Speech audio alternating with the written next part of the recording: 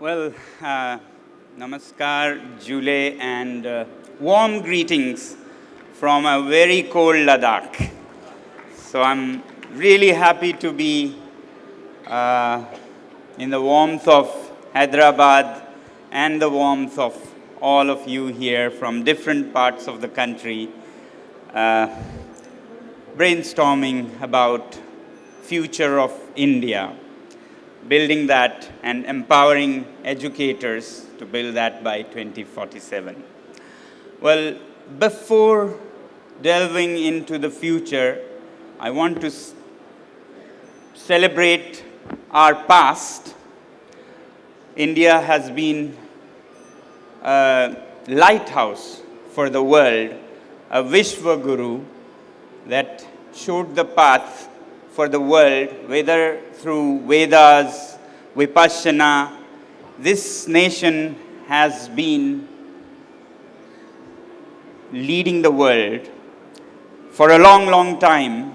So that was our glorious past. But if we look at the present before we predict the future, then the present always worries me.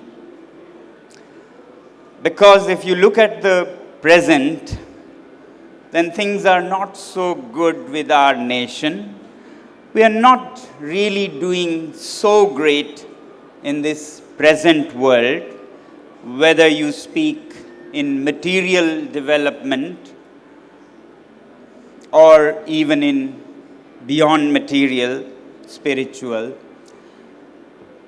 Most people are, I would say, concerned about growth, development, and that's material. Even in that, we are not doing such great wonders today. Our products are not so great for the size of our nation. We are the biggest nation in the world. We should be doing much, much better. You just look around and you will see so many products from around the world, but if you go around the world, you will see so few from our country. We talk of GDP growth, 6%, 5%, but if you look at per capita growth, that doesn't amount to much. Neighboring countries in Asia that way are doing so much better in material development, at least. When we say we have one of the fastest growths in GDP at 6% or so, maybe a little less now, but anyway, even if we are fastest, for the size of the country, we are not so great compared to our neighbor China. We may have higher percentage, but with a $3.5 trillion economy compared to 18 of China's, we have 5 times less.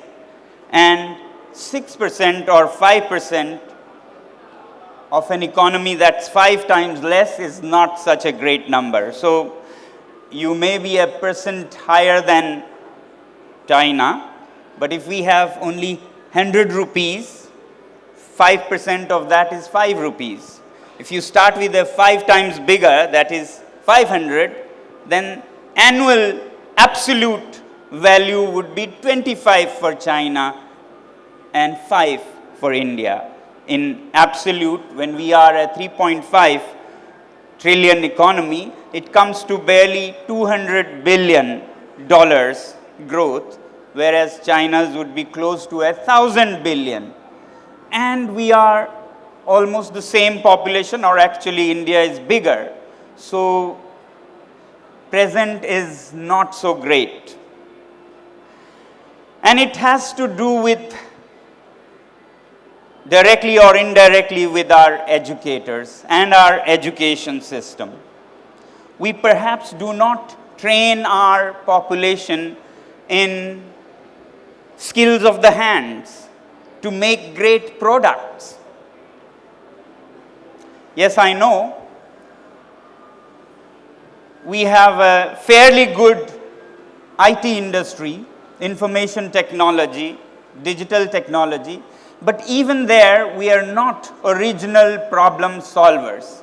We are mostly serving to the West, mainly USA, and that's why you will see most of our IT hubs work at nights to serve our masters in Silicon Valley. That makes us digital coolies, backyard offices that support them. We are not so good at original solutions that the world depends on. With such a big educational industry, education system, and so many experts, educators, we should be doing much better. So the first thing I would say is we must acknowledge that there are problems in our education system, that our products are not the best in the world, our workers are not the most skilled with their hands, we have not been very good at education of our hands. I think we have been very good at education of the head. We do a lot of physics, chemistry, maths, English in the classrooms, but it is mostly paper knowledge of the head. Paper knowledge followed by paper examinations, followed by paper degrees, and unfortunately paper is two-dimensional. Real world is three-dimensional. We don't prepare our children, it seems, for the real world. We are mostly limited to two-dimensional paper knowledge and information, education of the head, I call it. We are not so good at education of the hands that can make the best products in the world, that the world cannot but, bank on us. That we have to go much further before 2047 if we are to be a leading nation, even in material growth. Now, some people argue with me and say, well, that's not so much about our education system if our economy is not doing so great or products are not doing so great for the size of the nation. It's to do with our government, our leaders. They are not so visionary, they are not so far-sighted, they are not so selfless, often corrupt, they tell me. And I tell them, but that also speaks of the education that they have got, because they are also products of educators and the system that we come here to discuss. So perhaps not only are we not good at education of the hands, but we are perhaps not so good at education of the heart also. Because if we had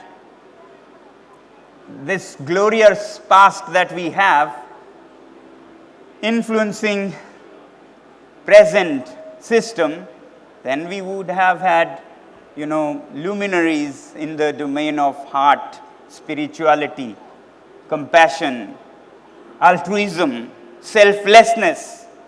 Somewhere we are going wrong, we must acknowledge before we talk about what to do right so that we can be a leading nation building the future of India by 2047. So we have been great at education of the head, and perhaps head alone. Not so good at hands, not so good at heart also, because otherwise our leaders, whether it is in politics or in education, bureaucracy, it would have been more selfless, cleaner, and altruistic.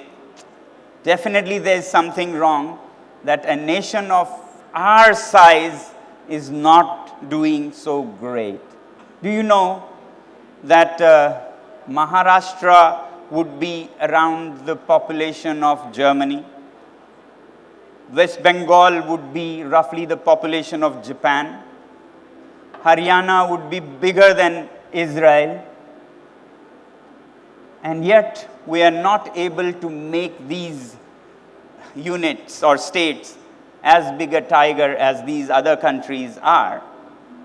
So, some problem lies somewhere in our education which we must acknowledge and correct if we are to be great again. So, I half jokingly say, past perfect. Our past was glorious in grammar of progress. I would say past perfect.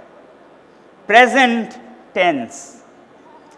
Present, no. Past perfect. If present continuous, then future tense. Yeah. So that's what I think. Future is rather quite tense if present continues. Now, the problem with our education system seems to have been that we lost pride in our past and started copying what our masters in between, we have been slaves, and showed us. While they did much better, we didn't copy it all through. We took a copy of some instance in history and stuck to that. This is a country that we followed where the British, the English, where they would define back then education as the 3 R's. 3 R's being reading, writing and arithmetic. Reading, writing and arithmetic. All to do with the head and head alone. And therefore, we are very good at education of the head. Reading, writing, arithmetics. Add to that a little bit of physics, chemistry and general subjects, languages. But we have been limited to this kind of narrow education of the head alone. They did much better, going on to education of the head and hands also. And some of our schools maybe follow IB and Cambridge, where they have a little more, but that's not much. Even that is not much. We do very poorly still. So therefore, while bringing reforms in the government schools in Ladakh, we said it should not be 3 R's, it should rather be India's vision should be 3 H's, which is education of the head, sure, as good as or even better than the world we need to have, important, but not limited to head alone. Just a clever head can be a very dangerous thing for the world. It should also be skilled hands, beyond bright head, skilled hands. Skilled hands is what makes things happen, products, organizing, skills of that kind. Then our education will be more complete, which is what most of these countries have that are doing very well economically, because they are not only able to think, but they are able to make also. And in material development, that's very important, and we are lagging behind in that. Our children, when they leave their schools, colleges, universities, fumble. They tremble when they have to do things. They may do the biggest degrees in management, but when it comes to actually managing, things all go wrong. 2 days ago, I went for a similar conference. When I landed in the city, there was no taxi. The number I was given first didn't ring, and when it rang, had gone somewhere else, so I had to wait for half an hour and finally was taken to the hotel. It was a mess up. Next day, I had to go for the conference. I was given a time. I kept waiting. It was half an hour. Nothing came. And then finally, after much asking, I got the number of the driver, met him, and he said he had been waiting for 1 hour. I was waiting, and few meters away, he was waiting, and it was a mess up.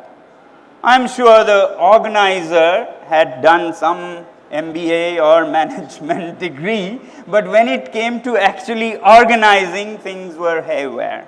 Very few countries in the world do that, because they train them to do it while they are in the system training, rather than cause confusion on the job.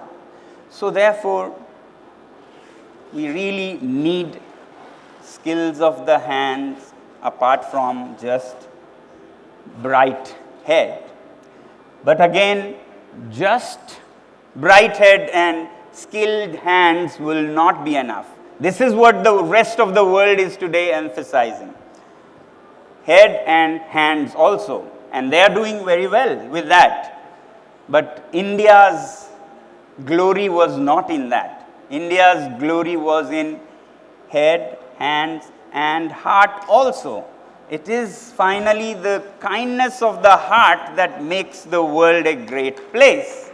And that's what we should be teaching the world, because we have been gurus in this for millennia. You know, with head and hands, you could be a pickpocket. Bright head and very skilled hands, you won't do much good to the world. Very skilled though. You could be blowing up the Twin Towers with bright head and skilled hands. But when you develop a kind heart also, you could only be making the world a better place in every way. So India has that glorious past, and we must bring it back. I'll share with you a little video where we tried this in Ladakh. We have been trying to bring reforms in government schools, and to showcase what a complete holistic education could be, where we do not address only the head for marks, you know, in maths and science and English, but we also address skills of the hands and life skills and so on. We learned that when you make children do things, experience things, they do much better. So much that we took failures, only failures of the system, who were rejected by the system, and they even started doing wonders when they were taught the way where not just their head but all senses and head and hands and heart were groomed and addressed. So I'll go further after this brief video, if I can. So when we only do theoretical paper knowledge, children find it, or nature doesn't find it in tune with how nature is. Nature makes children. In nature we find, whether young ones of humans or even puppies and kittens, they're always all about doing it, experiencing it. When you see kittens playing with their mother's tail, it's actually training for their life skills and their jobs, right, which is catching mice. So they are training with the mother's tail. That's the playway method that we take so much pride in. It's done even by animals. So if we bring it down in schools so that children actively engage, not just in reading, writing, arithmetics, but beyond, in experiencing, in doing, in being, that makes things very different. So I'll just share a little bit of how we tried and what results we got, not with the brightest children, but with rejects of the normal schooling system. How about you? Do you miss your school or college days? You perhaps do, but perhaps not for the classrooms and teachings. You actually perhaps wished every day that the school be closed the next day so you could stay home. But here's a school in Ladakh where the most dreaded punishment is to be sent home for 2 weeks, where students learn by doing things, where they engage in various innovations to solve real-life problems like climate change, where they run the school themselves like a little country with an elected government and learn management and governance that way, where they learn communication by running the campus newspaper and radio, science by designing and building their own school, solar-heated mud buildings that stay at plus 15 even when minus 15 winters, kindness and compassion through introspection and meditation. A school where the criteria of admission is not your percentage, but that the conventional system has failed you. Hi, I'm Sonam Wangchuk from Ladakh, a remote mountain region in the Indian Himalayas. 25 years ago, when I was finishing my own engineering education, I saw that schools were a pain for everyone. But for mountain children, it was doubly painful and irrelevant. Children who spoke Ladakhi or Tibetan at home were made to sit all day memorizing in alien languages like Urdu or English. F for fan, S for ship, T for train. Till recently, every year, 95% of the students used to fail in the all-important 10th grade exams. Together with like-minded friends, we launched SECMOL, the Students' Educational and Cultural Movement of Ladakh, and said enough is enough. Working with the government, we rewrote many textbooks, retrained the teachers, and organized the villagers. And the results started changing too. For those who still failed, we started the alternative school that you just saw. And the results?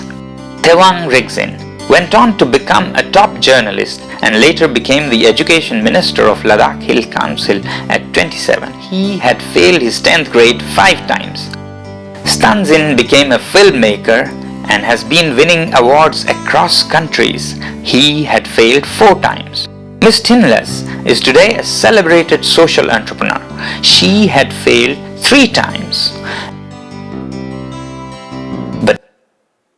Okay, I'll just stop here for a while to tell you what this experiment was. Rather than limiting ourselves to what is in the textbooks, reading them, memorizing them, and writing them in exams on paper, vomiting out paper knowledge doesn't help much in the real world, and that's why we are not doing so great when it comes to manufacturing things, organizing things, giving solutions to the problems of the world, and so on. Now, when we started making children do it themselves in the school, you really don't need laboratories for everything. And the laboratories we have in schools are not such a great, resource that it will cover everything. Actually, the world itself is a laboratory if you can only integrate the school with the world.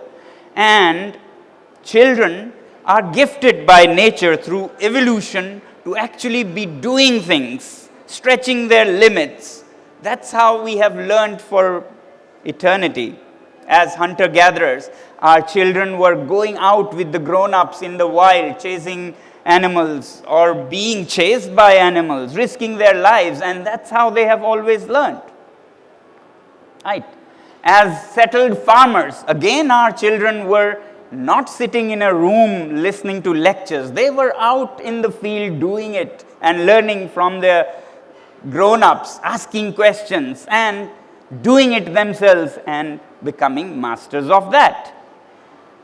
But now, in the last few hundred years, after Industrial Revolution, we have made factories of our schools where children are seated in the classroom in silence and made to listen to lectures. That's not how our children have ever learnt in the human evolution history.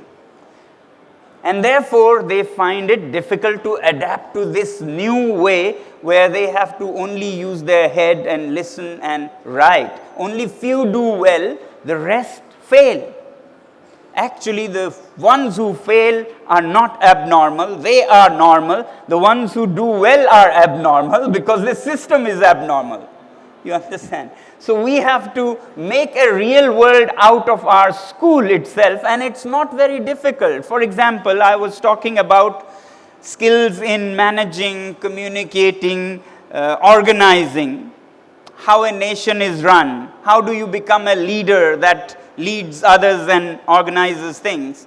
We make the school itself a little country. At this school you saw. And that little country is run by the children. Through elections, they elect the next government. And the government runs for 2 months because we can't have 5-year terms. We want to give opportunities to different sets of students. So this school that you just saw is run like a little country with a government elected for 2 months, and they actually do almost everything. Organize things, plan, execute, and they have a little parliament that holds every month, and finally every 2 months when they leave, they have to report what they learned, challenges faced, suggestions for the next, and children learn to manage and govern their little country, which is their school. And that's why when they leave the school, they're able to manage and lead others. So they learn civics and governance and management not just from the chapters, they help. But the practice can be done in the school itself by giving students all the responsibilities except for few things that grown-ups do. Children do everything at this school. They manage the food, kitchen, dairy, we have cows, as you saw, they manage the campus newspaper, a campus radio, a campus television, they manage the power, water supply as little startups. And agri startup supplies vegetables to the campus kitchen. And dairy startup produces milk and supplies to the campus.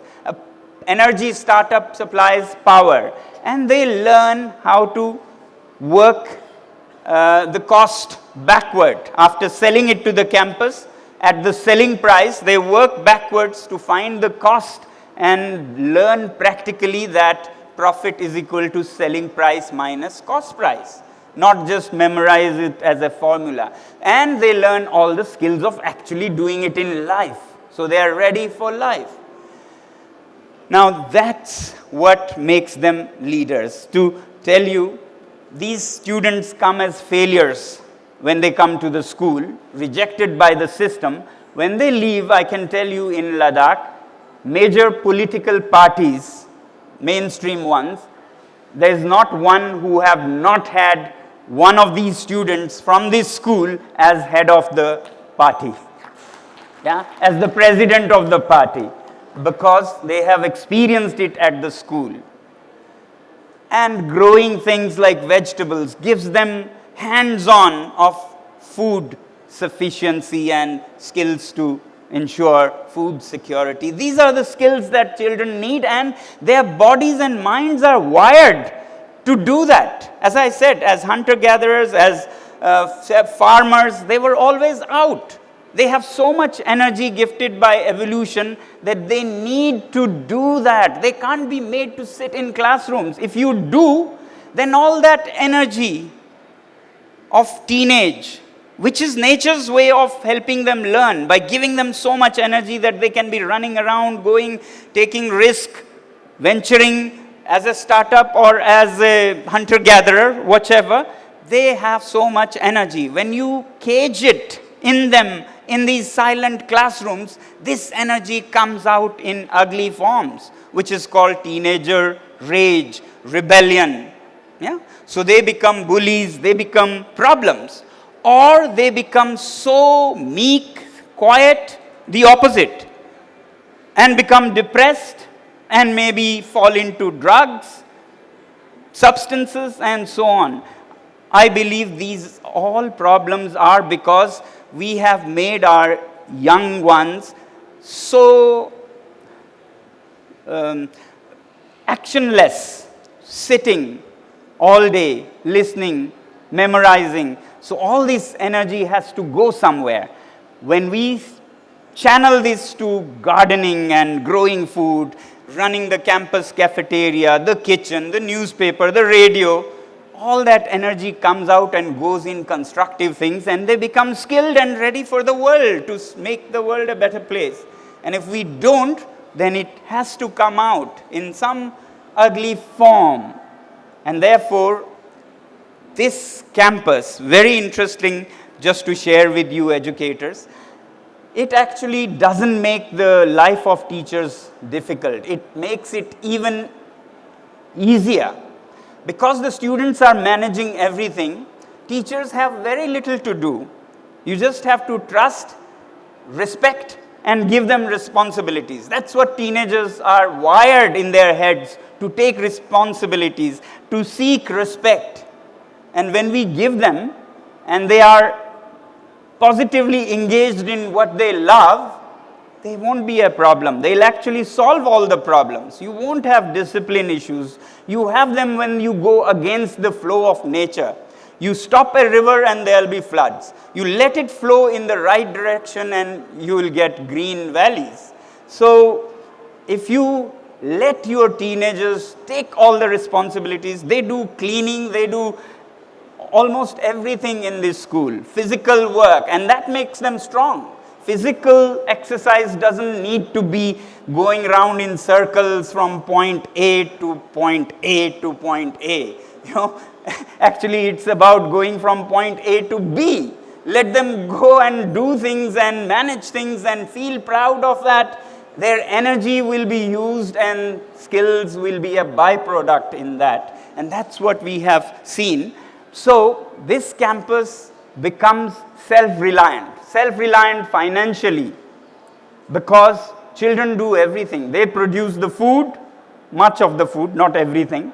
They produce all the energy. You saw solar powered campus, so we don't need to raise funds or charge the students for electricity needs, food, milk. Most of the things they manage. So we have grown-ups in the background to guide them, steer them, facilitate them, but not to really micromanage things. And therefore, they learn the way nature designed it. Yeah? Now, what we are doing next is to take the same to higher education. At school level, we saw that students can take so much responsibility, leaving the teachers to creatively plan for things that you can do next. Otherwise, teachers don't find any time, because they are becoming like shepherds. Every step you are micromanaging, then you don't have time for creative planning and visioning. And when you can do that, and the byproducts of the school sustains the school, you don't have to financially depend on anybody or fees.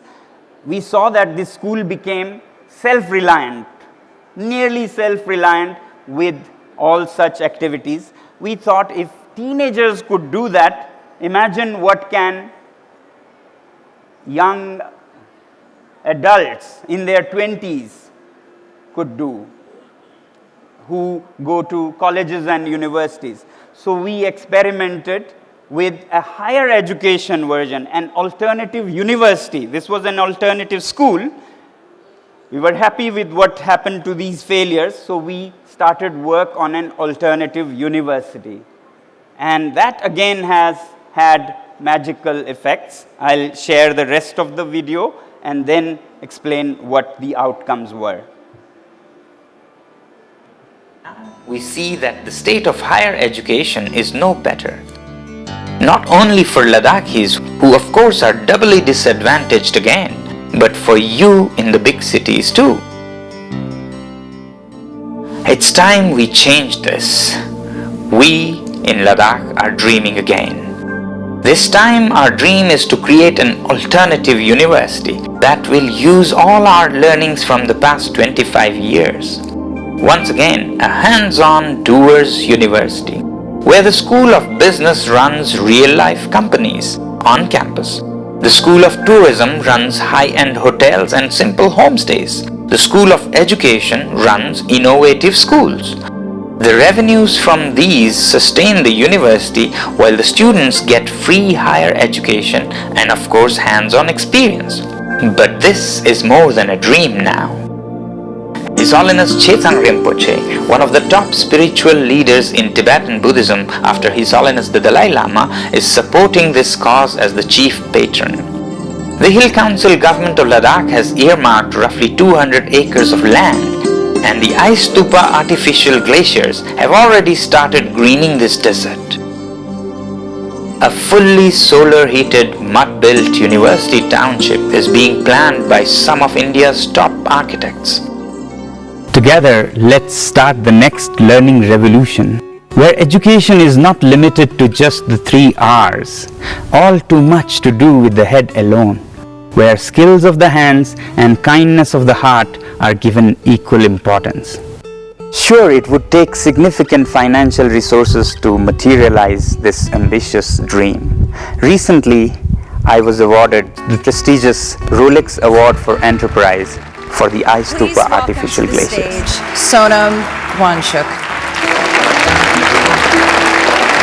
I contribute my Rolex Award as a seed for this cause. Thank you very much. I have decided to contribute the roughly 1 crore rupees as a seed fund to finally raise 150 crore rupees for the first phase of the project. And I very much hope that you all will join me and match this contribution according to your capacities. Together, we can change the face of higher education forever, not just for Ladakh, but for the whole world. So join us. The future has already begun. Thank you. Thank you very much. So the future of education will decide the future of our nation, and we will have to do something different. The same inputs will not give us different outputs, as Einstein famously said. We'll have to change, and we'll have to make it so that children are not schooled and taught in an institution, and then the real world has to work on them to make them ready for the real world. That's what is happening. University products are being retrained by industries for a whole year in the case of Infosys, in their own institute, before they become employable. Our institutes have to be world ready, real world ready, and thereby giving them skills. Now, I was talking about the school that became self-reliant. This video was made some 6-7 years ago before we started, and it's been a long time, and we have already set up the university. We are running prototypes, classes, and so on. And the innovations that started at the school are taken to the world now. For example, just one example, you saw the buildings there were solar heated. In a cold place like Ladakh, where temperatures go to minus 20, 30, sun shines, but nobody knows how to make the two meet. There's bright sun and there's people shivering. The two meet with solar heated shelters, houses, and then you have warmer than Delhi indoor temperatures inside. Now, this university has various courses. One of them, I'll just take one for the shortage of time. One about climate responsive architecture, where the students and their mentors together provide solutions to the real world problems. In the case of Ladakh, it's bitterly cold in a polar climate in the winters. For the civilians, it is cold, but for the military, it is painfully punishing cold. One, because they are at high mountains, on the Indo-China border. Two, because they all come from hotter parts of the country. So they are punished doubly on these borders, minus 30 for somebody from Hyderabad, you can imagine. So at our university, we developed products for the Indian Army and shelters that are solar heated, that do not require any oil to heat, thereby no carbon emission, no cost for the nation. Yeah? No money spent on imported oil from Saudi Arabia, and no threat of fires. In Ladakh, more soldiers die of accidental fire than enemy fire. So nothing when you have a solar heated shelter. Now we are solving their problem by providing these shelters technology and build it for them. And they have budgets for it, so they engage us as a business. The school, the university has an enterprise arm which engages with outside world to solve their problems. And the students get involved in providing that solution. So they already gain experience of the world. And when they pay the client pays for the wonderful solution they get. And that revenue is good enough to run the university. So imagine if your students, through their creative hard work, generated your revenues, then where's the need to charge fees to the students or fleece the students? When you don't have high fees because your products are paying for it, then education becomes democratic. Nobody is poor or rich to afford your education. Poor can afford because they have as much imagination and as much hands. So we say we charge not in rupees but in sweat and imagination. That anybody can do, poor or rich, no? When they engage in projects and make it better in the real world, solve the problems, and they pay, and that revenue runs the university, that's when really education becomes democratic and students become ready for the real world.